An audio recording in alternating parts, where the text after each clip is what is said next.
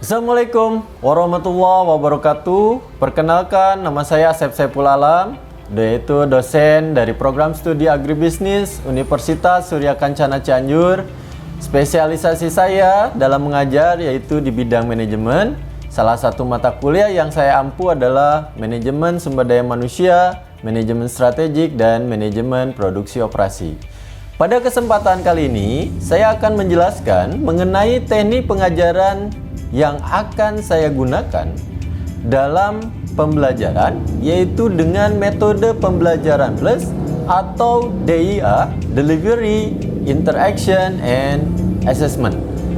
Di mana dalam metode ceramah plus itu saya akan menyampaikan materi lalu berdiskusi dan melakukan penugasan.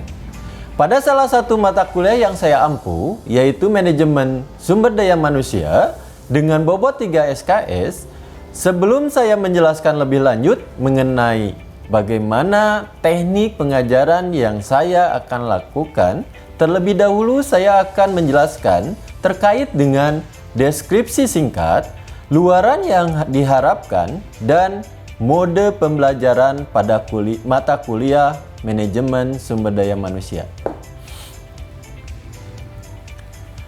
Oke, pada mata kuliah manajemen sumber daya manusia, yaitu deskripsi singkatnya adalah bagaimana mata kuliah ini merupakan mata kuliah wajib bagi mahasiswa Fakultas Sains Terapan di Universitas Surya Kencana, di mana mata kuliah manajemen sumber daya manusia menitikberatkan pada kemampuan, yaitu mahasiswa dapat memahami pentingnya pengetahuan berorganisasi atau perusahaan meliputi peranan manajemen sumber daya manusia, fungsi operasional, dan siklus manajemen sumber daya manusia berupa perencanaan tenaga kerja, rekrutmen dan seleksi, pelatihan dan pengembangan SDM.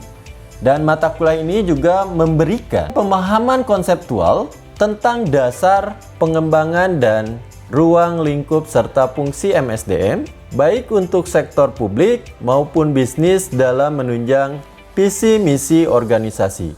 Selanjutnya, mata kuliah ini juga mengkaji perlunya MSDM melakukan penilaian prestasi, perencanaan dan pengembangan karir, kompensasi, dan penyelesaian masalah SDM dalam suatu organisasi atau perusahaan. Baik, dengan mengikuti mata kuliah ini, mahasiswa diharapkan mampu yang pertama adalah menjelaskan konsep dan teori-teori tentang pengelolaan sumber daya manusia. Yang kedua, yaitu mahasiswa mampu menganalisis dan memecahkan permasalahan yang terkait dengan aspek pengelolaan personalia. Yang ketiga, yaitu mampu memahami penerapan atau aplikasi konsep dari manajemen sumber daya manusia dalam tataran praktis. Dan yang keempat adalah memahami kondisi internal organisasi, karena organisasi beroperasi pada lingkungan yang selalu berubah dan tingkat persaingan yang semakin kompetitif. Untuk mencapai luaran yang diharapkan tersebut, mahasiswa akan diberikan topik-topik yang akan dibahas selama 14 kali pertemuan dengan menggunakan sistem pembelajaran yang memadukan antara sistem pembelajaran sinkronus dan asinkronus dengan proporsi bobot 80-20. Untuk mencapai luaran yang diharapkan tersebut, mahasiswa akan diberikan topik-topik yang akan dibahas selama 14 kali pertemuan dengan menggunakan sistem pembelajaran yang memadukan antara sistem pembelajaran sinkronus dengan sistem pembelajaran asinkronus dengan proporsi 80-20. Berikut adalah topik-topik yang akan dibahas pada mata kuliah manajemen sumber daya manusia. Yang pertama yaitu terkait dengan pengertian MSDM itu sendiri, fungsi operasional MSDM, dan paradigma baru MSDM. Yang kedua yaitu terkait dengan proses manajemen SDM. Yang ketiga, yaitu perencanaan SDM. Yang keempat, pengadaan atau rekrut dan seleksi karyawan. Dan yang kelima adalah pelatihan dan pengembangan tenaga kerja, dilanjutkan dengan ujian tengah semester. Selanjutnya, topik selanjutnya adalah terkait dengan penilaian kinerja, pengembangan karir, kompensasi, pengintegrasian, dan ujian akhir semester. Nah, setelah kita tahu gambaran singkat mengenai mata kuliah yang saya ampu, selanjutnya saya akan menjelaskan metode pengajaran dengan menggunakan metode ceramah plus, di mana ada aspek penyampaian atau delivery mengenai materi yang di mana mahasiswa nanti akan diberikan rujukan-rujukan bahan literasi serta handout perkuliahan. Bisa diambil dalam Spada Paster LMS nantinya, gitu ya. Pembelajaran sinkronus kebanyakan dilakukan melalui tatap muka di kelas. Adapun kelas tambahan biasanya akan menggunakan Zoom Meet, dan untuk pembelajaran online-nya, gitu ya. Dan pembelajaran asinkronus menggunakan Spada Paster LMS dan WhatsApp Group.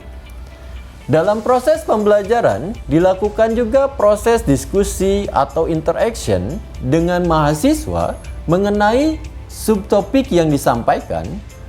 Dilakukan proses diskusi sehingga mahasiswa bisa mengeksplor apa yang menjadi topik diskusi pada ruang kelas tersebut, dan diakhiri dengan melakukan proses penugasan maupun pelatihan dalam topik-topik tersebut. Sehingga proses delivery, interaction maupun assessment itu tersampaikan kepada mahasiswa.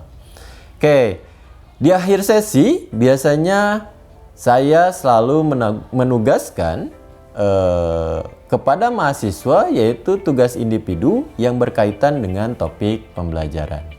Adapun penilaian akhir yang akan dilihat yaitu berupa kehadiran atau presensi sebesar 10%, tugas, ujian tengah semester, dan ujian akhir semester yang bobotnya masing-masing sebesar 30%.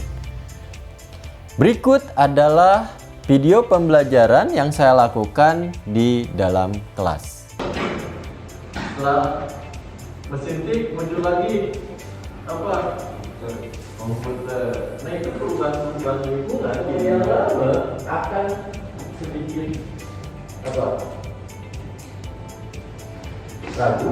Perubahan sekarang ini kaitannya juga dengan sekarang itu ada AI ya, Artificial Intelligence. Artinya, ya akan menjadi satu prioritas dalam proses kegiatan perusahaan. Terus kalau AI, kalau ada SDM, siapa yang mau? Info adalah training operation personnel dan eksekutif development. Itu untuk proses pelatihan. Oke, ada pertanyaan dulu dari sini? Gitu ya. Oh. JT ya, job. Nah, JT ini coba nih. Satu. Dan arahan. Terus di bandar. Oke, buat teman-teman yang mau ambil jadwal di bandar punya benar-benar sama sekali di bandara itu mau ngapain, harus ngapain. Jadi kalian bisa.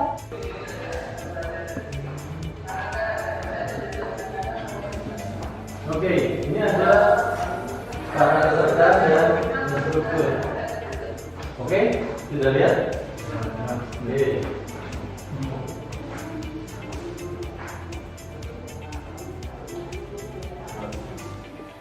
Demikian video pembelajaran yang bisa saya sampaikan.